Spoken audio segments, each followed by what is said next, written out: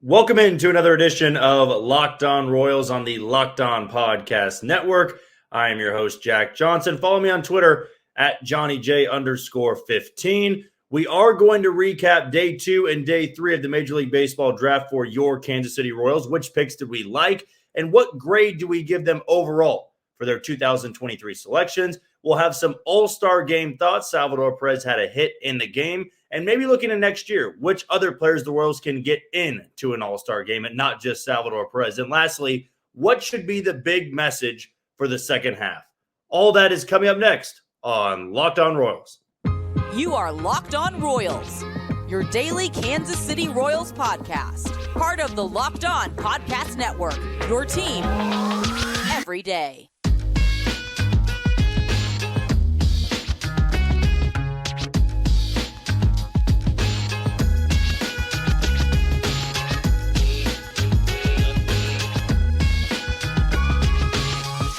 As always, we want to thank you, the listener, for making Locked On Royals your first listen every day. And we can follow us on all those podcasting platforms. That can be Spotify, that can be Apple Podcasts, that can be Amazon Music. And you can also follow us on YouTube. Just be sure to hit that follow button, that subscribe button, and let us know your comments on the videos. I'm always open to critiques, always open to suggestions. That's what I want here on this podcast. When you want to hear about the Kansas City Royals, it's not just my opinions. It's not just what I think about this team. It's about what you think about this team. You know, I'll be sending out Twitter polls, and you just need to let me know what to talk about. Of course, there's going to be days that I've got specific segments, but for a lot of you out there and those that have just started following me on Twitter, following this podcast, that's important to me. I like the feedback. I like hearing the comments. And that's what we are going to do moving forward. We're inching closer and closer to another Mailbag Friday, and that should kick off a great weekend of baseball in Kansas City as the Royals will be hosting the Tampa Bay Rays. But the talk all week long has been the Major League Baseball draft and what the Royals were really able to do, right? The Kansas City Royals were in a spot where they needed to hit on, let's say, of the 20 picks, they need to hit on at least 6 or 7 of them. And when I mean hit on them, that doesn't just mean get to the big leagues. I think you need to have about 6 or 7 legitimate pieces. That doesn't mean all of them come up through Kansas City, they're in the lineup, they're in the rotation, and they're dominating. That's not what this is about. You're hoping that maybe 2 or 3 of those guys can be an impact player down the road. But for some of these other guys, maybe you can turn them into prospects down the road. You flip them for valuable trade assets. That's what you're looking for when you go through a 20-round selection of the Major League Baseball draft. Now, if you checked out our podcast on Monday, you would have heard our thoughts on day 1. The thoughts that we had for Blake Mitchell, Blake Walters, of course, top to bottom. It felt like the biggest pick of the night, of course, was always going to be Blake Mitchell. I said my favorite pick of the night was Blake Walters. We'll see how those 2 prep kids progress. And, of course, in spots and positions that don't have a great track record. Now, day 2, I really thought was a home run for Kansas City. That was a very effective day, and it showed that when they went a bit under slot in day 1, they could take some more chances. They could take some big swings in day 2. And what I saw in day 2 was a lot of talented guys that I don't think I really had on my radar. There were some guys I even forgot were still on the board because there's so many players that are taken, right? And the Major League Baseball draft. Some guys fall, and those guys that are ranked maybe top 50 prep guys, the longer they fall, they're just not going to get selected because they're likely going to go to school. They're likely going to take the scholarship offer they had prior to the Major League Baseball draft. But on day 2, Kansas City selected Hero Wyatt out of a Connecticut high school. He was the Connecticut Player of the Year, if that sounds familiar to you Royals fans. Frank Mozzicato was also a high school Player of the Year in Connecticut. They took Hunter Owen out of Vanderbilt with their 4th-round selection, 106 overall. And they took Spencer Nivens, an outfielder out of Missouri State. They took Coleman Pickard in the 6th round, a right-handed pitcher out of Bryant. With their 7th-round selection, they took Trevor Werner, a 2-way player out of Texas A&M. With their 8th-round selection, they took Dustin Dickerson, a shortstop out of Southern Miss. With their 9th round selection, they took Jacob Widener, a left-handed pitcher out of Oral Roberts. And with their 10th round selection, they took Justin Johnson.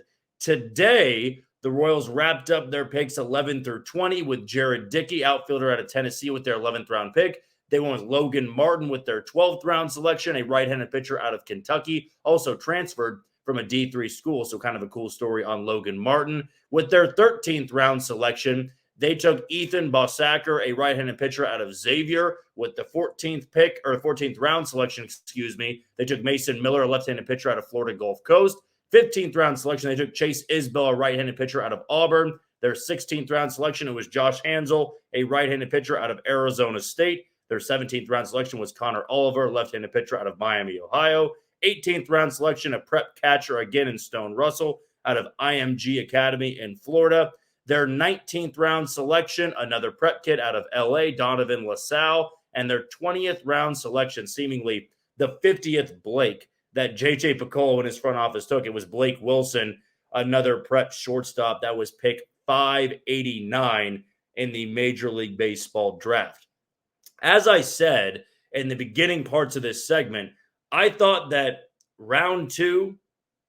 day two, let's go with that. Day two was really a home run for the Royals. That felt like they found a lot of value in back-to-back-to-back picks.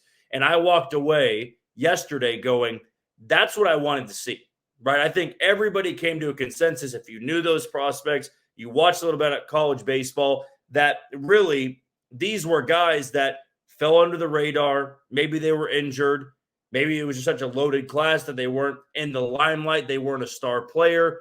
To me, it feels like day two was where the Royals found a lot of their top prospects. Of course, Blake Mitchell, Blake Walters, those guys, they're going to be near the tops in those selections. They're going to be a top 30 prospect in this system. But the guys I really like, if I'm ranking picks that I had that I really love for the Royals, two of them, my 1 and 2, is in day two. I think my favorite pick of the entire draft was Hunter Owen, a big left-handed pitcher out of Vanderbilt, dealt with some arm injuries, but was great last year for the Commodores. He, to me, was one of those guys that pitches for a prestigious Power 5 SEC school, and you think about some of the big arms that have filtered in from Vanderbilt.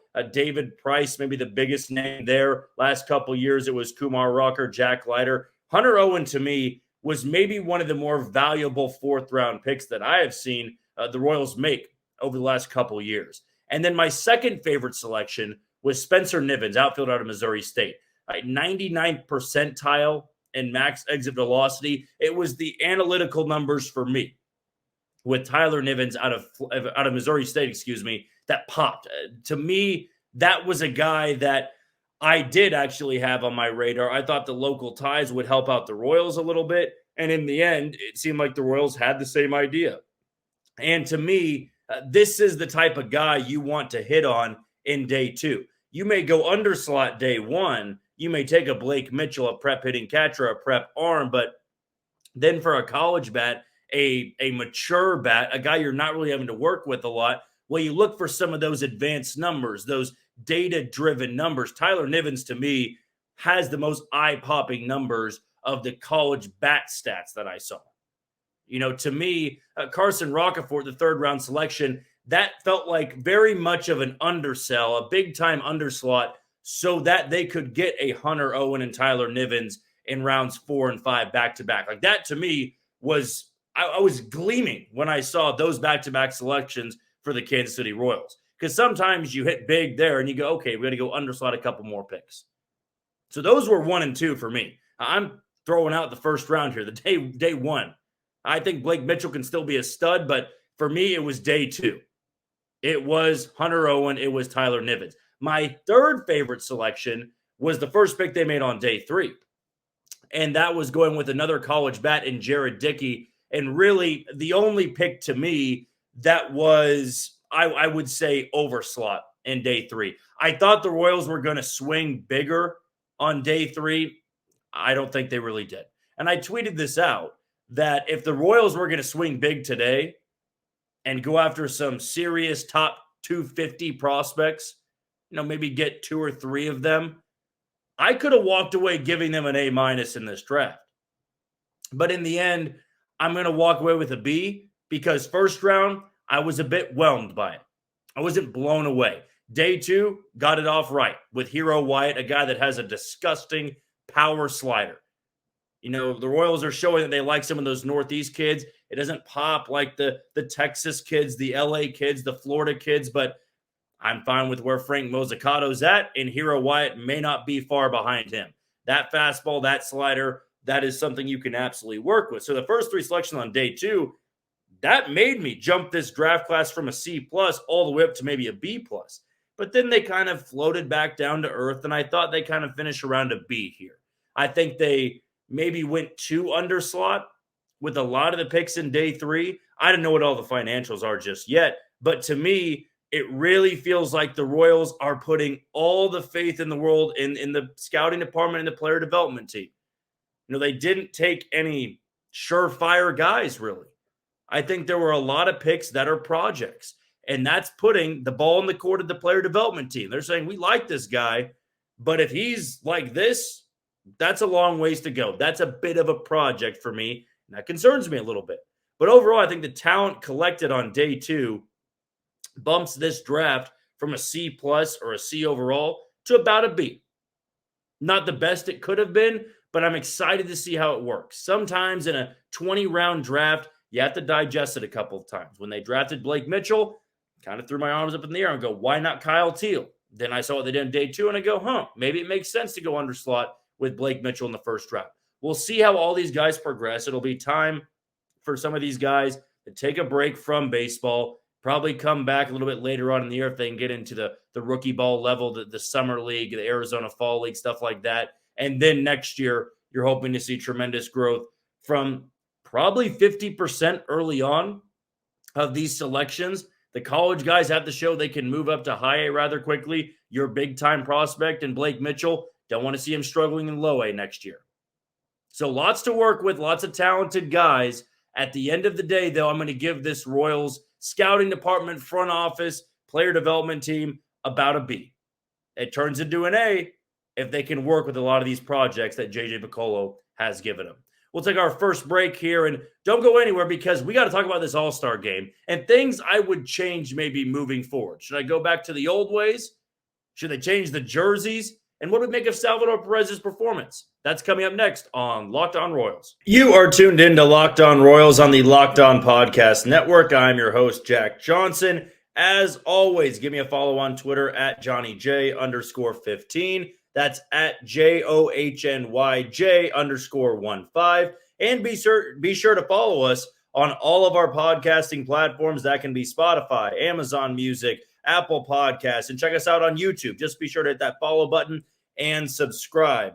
Let's give a shout out to one of today's sponsors for the show in Gametime. If you're ever crunched for time on tickets, if you're trying to go to a baseball game, if you're trying to go to a concert, if you're trying to go to a comedy show, Gametime is where you're going to have to go to. That is the best spot to go get your tickets. It's where I get my tickets. The Royals are coming up back home at Kauffman Stadium against the Tampa Bay Rays. I'm going to try to go out to one of the games, and this is the app I'm going to go to and use. Now, let me give you some numbers and facts to go with here so you know what you're getting yourself into here, because I think everybody wants to know, when I am using an app to get tickets, what's the best part about it? Well, it's really easy to use. That's number one. All you got to do is download the Gametime app, create that account, and use code LOCKEDONMLB for $20 off on your first purchase. Who doesn't want that when you're buying tickets? That's your first purchase, $20 off. That is one hell of a deal.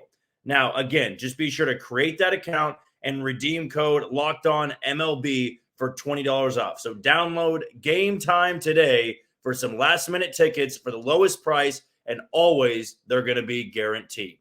That is Gametime, what you should use when buying tickets for baseball, for concerts, for comedy shows. This is the place you're going to have to go to. In tonight's Major League All-Star game, it was the National League topping the American League by a score of 3-2, thanks to an Elias Diaz go-ahead 2-run shot to put the National League on top. That came off of Baltimore Orioles closer Felix Bautista, who there was a viral video going around where some Seattle radio guy doesn't like it that Orioles fans call him King Felix because that nickname should stick with Felix Hernandez. So I'm sure he was pretty thrilled tonight with the outcome and the loss going to Felix Bautista. But in regards to the Kansas City Royals, actually a very entertaining and fun night. Salvador Perez goes 1 for 2.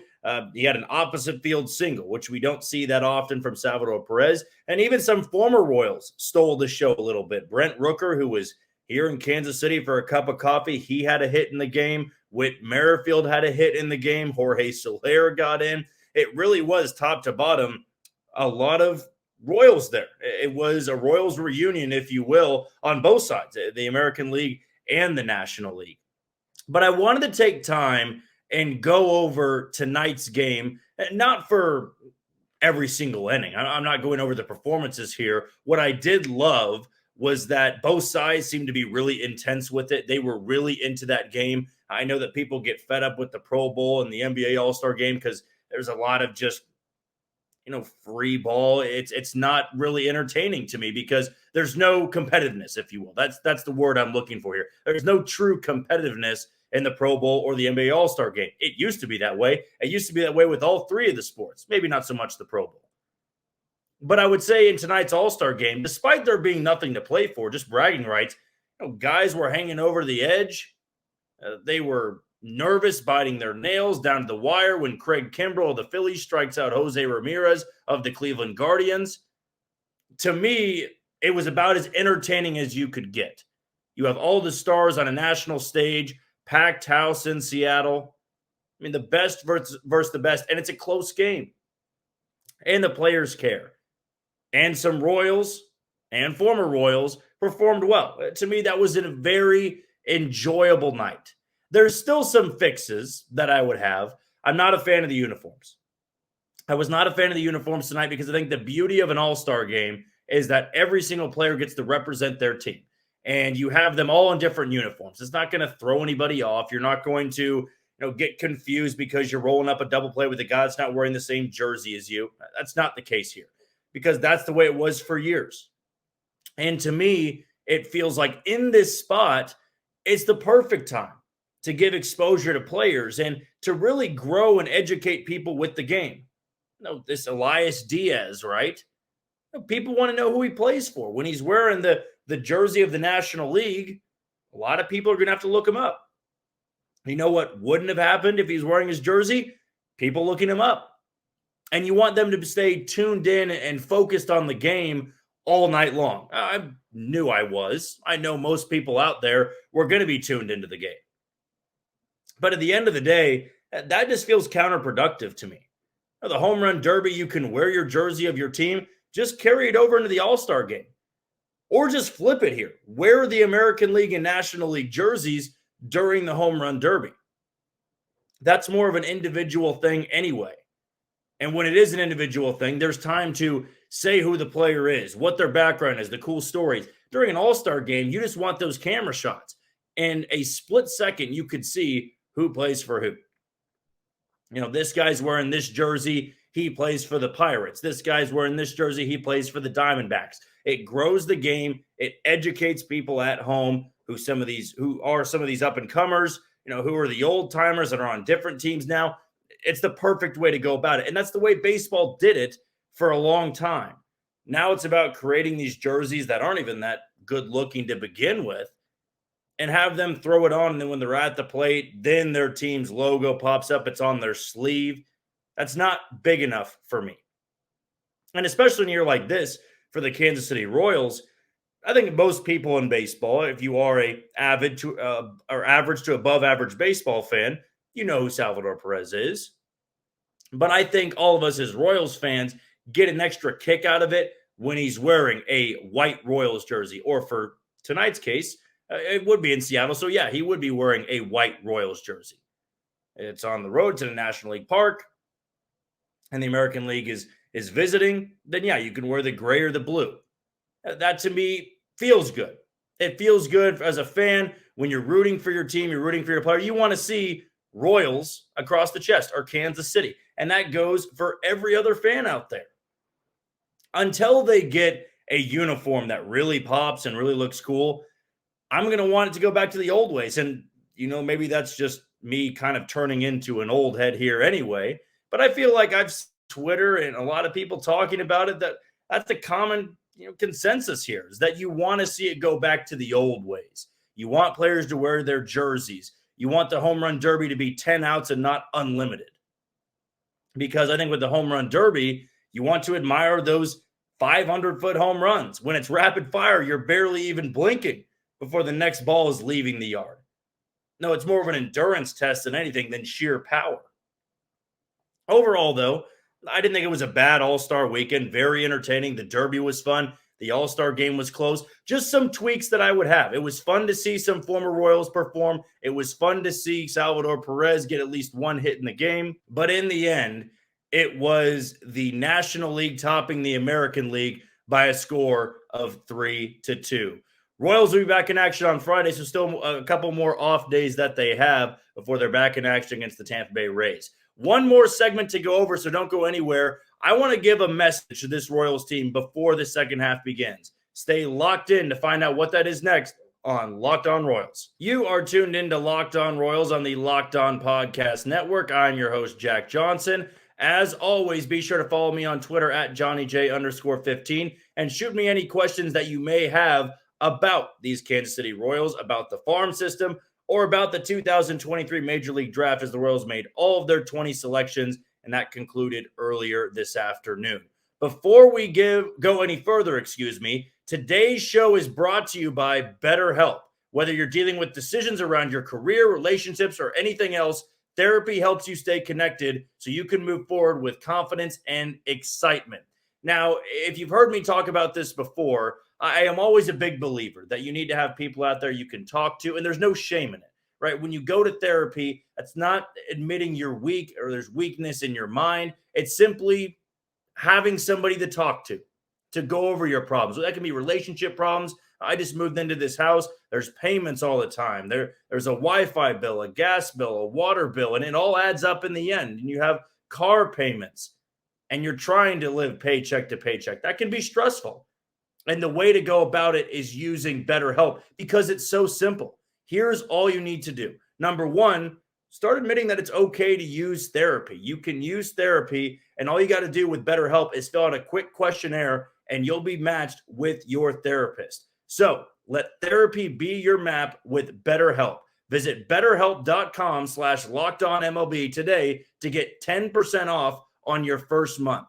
That's BetterHelp, HELP.com/LockedOnMLB. We're still a couple days away before the Royals are back in action at Kauffman Stadium against the Tampa Bay Rays. But I wanted to use the last couple minutes here of our show to give a message to this team, to give a message to Matt Quatraro.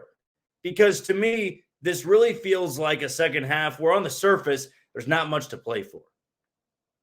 Other than trying to ensure that you have a top 3 pick. I know that tanking's not advised or accepted in Major League Baseball, but I definitely want to see the Royals select top 3 now, especially with after all the picks that just win the 2023 Major League Baseball draft. All of those players are can't-miss guys. The Royals need another can't-miss guy. So yes, that would be a good outcome of this season because there's not going to be a 10 or 15 game winning streak that makes things interesting. But that's more so in the back burner. I'm not going to go, preach to this team, be sure to lose a lot of games. I'm not going to go and do that.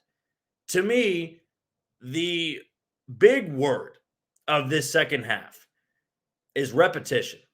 Now, if you're wondering why I'm using that word, I think repetition is important for a lot of the guys that are going to be getting everyday at bats. They're going to be getting innings in the rotation, getting innings in the bullpen. It's all about repetition. At the end of the day, at this point in the season, I'm not worried about the win-loss column. I'm not. I want to see the young guys progress, and the only way that they can is through repetition. Alec Marsh goes out there and he gives up 6 runs in 2 innings, put him right back up on the horse, and he's got to make another start next time around. Carlos Hernandez blows a game in the ninth, put him back out there the next night. MJ Melendez, Bobby Witt Jr., Nick Prado, Michael Garcia, Michael Massey, Drew Waters, Kyle Isbell, they go through slumps. There is no replacement for them. So to me, the repetition is you got to get them back out there in the lineup. You have to find a way to correct some things so that these guys can improve. They got a little bit of time off, but does MJ Melendez need a longer reset in Omaha? You can still get repetition there. It doesn't mean to beat everybody into the ground. This really can be a second half of the season where you see a lot of improvement. The pressure's off a little bit. Maybe some people have tuned out. Right here on Locked On Royals, we're not going to be tuned out. We're going to be giving you content every single day, Monday through Friday. But some of these guys, repetition is good for them. I think especially on the pitching side. Brady Singer, Daniel Lynch, Alec Marsh, Austin Cox, Angel Serpa. If Jonathan Bolin gets up to the big leagues, Carlos Hernandez, you call up a Will Klein, a John McMillan, a Steven Cruz, repetition. Dylan Coleman, repetition. Josh Stallman, if he can come off the injured list, repetition. I'm not worried about the win-loss column when you're already 40 games under 500. You're that far below, the best thing you can do is try to get these guys to grow into the offseason, to build this core, to give you valuable depth pieces. That's what I want to see in the second half. That's my big message. My main word for the second half is repetition. You have repetition in the second half. A lot of these guys get the work. I think you're going to see some signs of improvement. That'll do it for another episode of Locked On Royals on the Locked On Podcast Network. We want to thank you for making us your first listen every single day in regards to the Kansas City Royals. Follow us on Apple Podcasts, Amazon Music, Spotify, and on YouTube. Just be sure to hit that follow button, that subscribe button, and always comment. You can shoot questions to me. My DMs are open. You can just tweet at me. You can comment on Apple Podcasts. You can comment on YouTube. Plenty of places to reach me, and always ask questions about the Kansas City Royals. But until then, you take it easy, Kansas City.